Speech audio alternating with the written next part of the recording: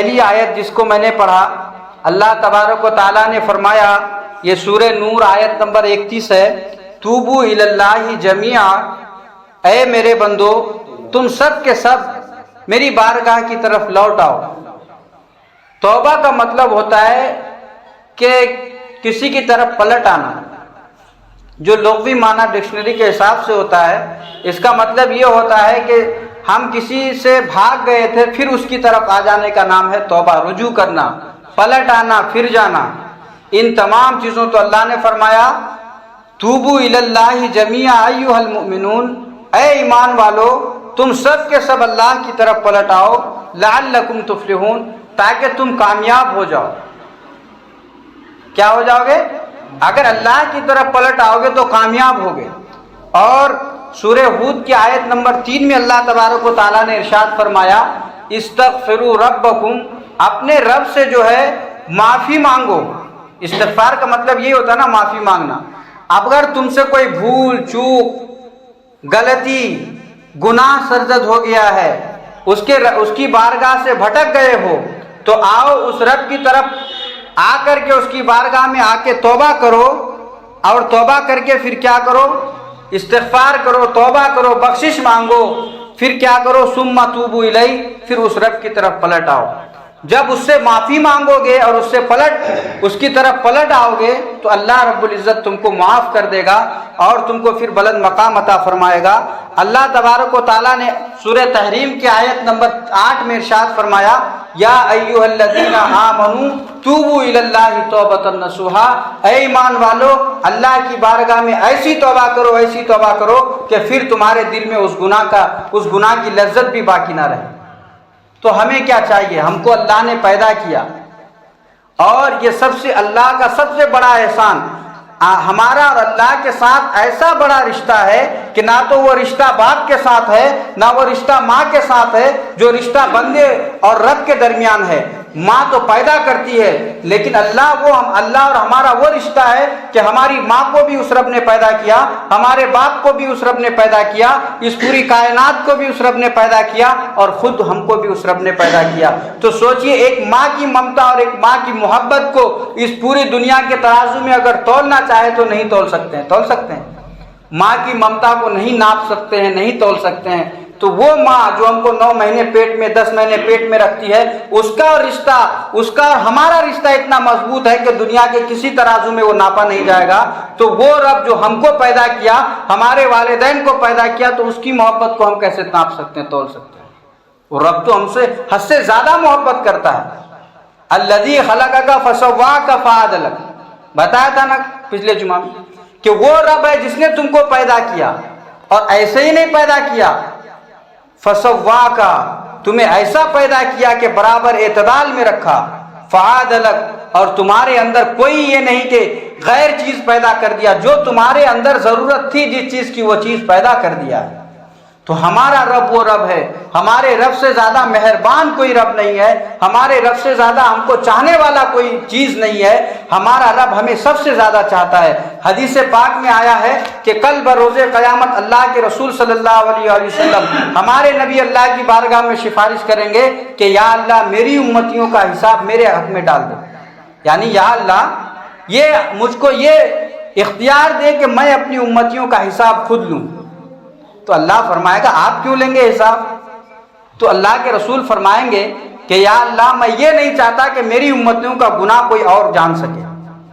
تو دیکھیے اللہ جو رب محمد ہے، محمد کا بھی رب ہے، وہ ہمارے نبی سے فرماتے ہیں کہ اے میرے محبوب، اگر آپ یہ چاہتے ہیں کہ آپ کی امتیوں کے عیب کو کوئی نہ جان سکے تو میں بھی یہ چاہتا ہوں کہ آپ کی امتیوں کے عیب کو آپ بھی نہ جانیں، میں پردے کے پیچھے خود اس کا حساب لوں گا۔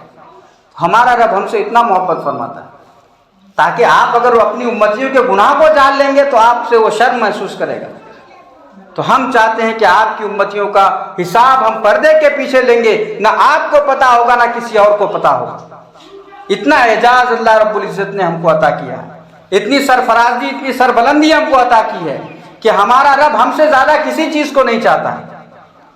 یا ایھا الانسان ما غرک بربک الکریم، اے رب، اے انسانوں، تمہیں تیرے مہربان رب سے کس چیز نے غفلت میں ڈال رکھا؟ आओ ना उस रब की तरफ, आओ, एक बार आओ, एक कतरा आंसू बहाओ, सिर्फ एक कतरा आंसू बहाओ, सिर्फ एक बार उसको तो रब कह करके पुकारो, उसको तो अल्लाह कह करके पुकारो। तुम अगर तुम्हारा गुनाह पहाड़ों के उहद पहाड़ से भी ज्यादा हो जाए और एक बार उस रब की बारगाह में आकर के सिर्फ एक बार एक अपने दिल में नादिम होकर के, अपने दिल में ये एहसास ला करके, या अल्लाह मैंने तेरी नाफरमानी की है, ये दिल में सोचते हुए एक बार उसकी बारगाह में या अल्लाह मुझे माफ कर दे, एक तड़पते हुए आवाज में पुकारो, वो अल्लाह माफ कर देगा। अल्लाह हमारे गुनाहों से मोहब्बत करता है। हदीस पाक में है कि अल्लाह के रसूल ने फरमाया, अगर तुम गुनाहगार गुनाह नहीं करोगे तो तुमको अल्लाह लेके जाएगा और एक ऐसी उम्मत को पैदा करेगा, एक ऐसा मखलूक पैदा करेगा जो अल्लाह के ये गुनाह करेगी, फिर अल्लाह उसको माफ करेगा। हदीस पाक में है। तो अल्लाह को हमारे गुनाहों से मोहब्बत है, अल्लाह को गुनाहगारों से मोहब्बत है। लेकिन कैसे गुनाहगारों से? ऐसे गुनाहगारों से नहीं, हम जैसे गुनाहगारों से नहीं कि हम गुनाह पे गुनाह करते चले जाते हैं, ऐसे गुनाहगारों से नहीं। उन गुनाहगारों से अल्लाह मोहब्बत करता है जिनसे गुनाह हो जाती है, जो भूले भटके में अल्लाह की नाफरमानी कर देता है, लेकिन फिर उसके दिल में एहसास पैदा होता है और फिर वो रब की बारगाह की तरफ पलट आता है। तो ऐसे गुनाहगारों से अल्लाह बहुत मोहब्बत करता है। ऐसे मोहब्बत करता है कि अल्लाह के रसूल ने, हदीस बुखारी शरीफ की हदीस है, अल्लाह के रसूल ने फरमाया कि अल्लाह गुनाहगार बंदे के तौबा से इतना ज़्यादा खुश होता है जैसा कि एक आदमी सफ़र कर रहा हो एक वीरान जगह में और एक ऊँट उसके साथ हो और उसके ऊँट पर उसका ज़्यादा राह हो, यानी जो पानी है, खाना है, पीना है, कपड़ा है, उस ऊँट पे लाद दिया हो और फिर वो एक बयाबान जंगल में हो और जब वो बयाबान जंगल में आराम कर रहा हो तो उस वक्त क्या हो, उसकी ऊँट गायब हो जाए। अब वो इंसान जब उठता है आराम करके और खाने प्यास लगती है, भूख लगती है उसको, फिर खाने के लिए वो जब अपने ऊँट को ढूंढता है तो वो ऊँट नहीं मिलता उसे और ऊँट को वो बयाबान में हर तरफ ढूंढने लगता है, हर तरफ खोजता है कि कहीं से वो ऊँट मुझे मिल जाए, लेकिन वो ऊँट मिलता नहीं है। आखिर में हारे और पछताते हुए लौट आता है उसी जगह जिस तरह आराम कर रहा था, आकर के फिर इस इंतजार में रहता है कि या अल्लाह मुझे अब मौत दे दे, क्योंकि अब मेरे अंदर बर्दाश्त की ताकत नहीं है, कुव्वत नहीं है। और इस गमगीन हालत में वो लेट जाता है और उसकी आंख बंद होती है। जब आंख बंद होकर के एक बार वो खोलता है तो देखता है कि उसका ऊँट उसके सामने खड़ा है। तो जब वो ऊँट को और पूरे ज़्यादा राह के साथ उसके सामने खड़ा है, वो इंसान खुशी के मारे ये तो कहना चाहिए था, या अल्लाह मैं तेरा बंदा हूँ और तू मेरा रब है, लेकिन वो खुशी की जो ताब ना ला सके और इस हाल में वो ये बोल उठता है कि या अल्लाह तू मेरा बंदा है और मैं तेरा रब हूं। इतना ज्यादा उसको खुशी हो जाती है कि इंसान को पता ही नहीं चलता है कि मैं क्या बोल रहा हूं। कभी खुशी है उसे पता नहीं चलता है कि वो क्या बोल रहा है, वो ये बोल चुका होता है कि या अल्लाह मैं तेरा रब हूं और तू मेरा बंदा है। लेकिन अल्लाह इतना ज्यादा खुश होता है, हमारी तौबा से अल्लाह खुश होता है, हमारे गुनाहों से अल्लाह खुश होता है। और खुश ऐसा होता है कि जब कोई बंदा गुनाह करता है और गुनाह करके अपने गुनाहों पर नादिम होता है, नादिम होने के बाद तौबा करता है, तो जो वो गुनाह किया था उन तमाम गुनाहों को अल्लाह नेकी में बदल देता है, उन तमाम गुनाहों को नेकी में बदल देता है और बदल करके फिर उस बंदे के मकाम को ऊंचा कर देता है। लेकिन तौबा की 3 शर्तें बताई गई है। अगर बंदे के अंदर ये 3 शर्त पाई जाएगी तो तभी तौबा कबूल होगी, वरना तौबा कबूल नहीं। पहली बात तो वो जो गुनाह हम कर चुके होते हैं उस पर नादिम रहें, शर्मिंदा हो कि या अल्लाह तेरी नाफरमानी हो चुकी है। दूसरा, एक पहली शर्त ये कि उस पर हम नादिम रहे, शर्मिंदा रहे। दूसरी बात ये कि उस गुनाह को अपने दिल से भूल जाए, इस तरह भूल जाए कि जिस तरह थन से निकला हुआ दूध किसी तरह थन में वापस नहीं जा सकता, इसी तरह हम उस गुनाह को भूल जाएं। दूसरा गुनाह तो हमसे हो सके मगर वो गुनाह ना हो। तीसरी ये कि फिर उस गुनाह की तरफ पलटने का इरादा ना हो हमारा कभी। तो ये अगर हमारे अंदर ये चीजें पाई जाएंगी तो हमारा तौबा कबूल होगा, वरना हमारा तौबा कबूल किसी हाल में नहीं होगा।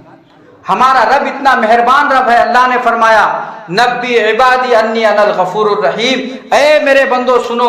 अल्लाह ने फरमाया ऐ मेरे महबूब, मेरे बंदों को बताइए, नब्बी इबादी, मेरे बंदों को बताइए, अन्नी अनल गफूरुर रहीम, कि मैं बहुत बख्शने वाला मेहरबान रब हूँ। मेरे बंदों को जाके बताइए कि मैं कैसा रब हूँ। अल्लाह ने फरमाया वमा काना रब्बुका नसिया, तेरा रब ऐसा रब है कि जो तुझे किसी हाल में नहीं भूलता। جب تم گناہ کرتے ہو تو اس وقت بھی تمہیں رزق دیتا ہے، جب تم اس رب کی نافرمانی کرتے ہو تب بھی تمہیں رزق دیتا ہے، جب تم اس کی فرما برداری کرتے ہو تب بھی تمہارا حال ہوتا ہے۔ اور اللہ نے تو یہاں تک فرمایا ہے کہ جب میرا بندہ کوئی بیمار پڑتا ہے تو میں اس کی عیادت کے لیے جاتا ہوں۔ جب میرا کوئی بندہ بیمار ہوتا ہے تو اس کی عیادت میں کرتا ہوں۔ اسی وجہ سے حدیث پاک میں بتایا گیا ہے کہ بیماروں کی عیادت کیا کرو۔